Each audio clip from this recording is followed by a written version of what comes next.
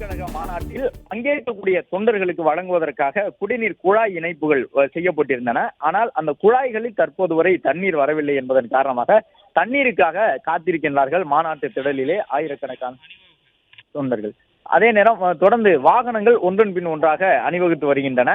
சாலை முழுவதுமாக வாகனங்களாக காட்சி தருகின்றன. அதாவது மதுரையிலிருந்து வரக்கூடிய சாலை, திருமங்கலத்திலிருந்து வரக்கூடிய சாலை, அருப்புக்கோட்டை, காரியாப்பட்டி உள்ளிட்ட இடங்களிலிருந்து வரக்கூடிய சாலை என்று பாரபத்தியை நோக்கி வரக்கூடிய 3 திசைகளின் சாலைகளும் தொடர்ந்து தமிழக வெற்றி கழகத்தினுடைய நூற்றுக்கணக்கான வாகனங்களோடு காணப்படுகின்றன. பார்க்கிங் பகுதிகள் முழுவதுமாக நிரம்பிவிட்ட நிலையில் ஒரு சில இடங்களிலே சாலை ஓரமாக வாகனங்களை நிறுத்திவிட்டு தொண்டர்கள் மாநாட்டில் பங்கு பெறுவதற்காக வரக்கூடிய காட்சிகளை பார்க்க முடிகின்றது. மேலக்கோட்டை பகுதியிலே குறுகலான சாலை வழியாக ஏராளமான வாகனங்கள் வரக்கூடிய காட்சிகளை பார்க்கின்றோம்.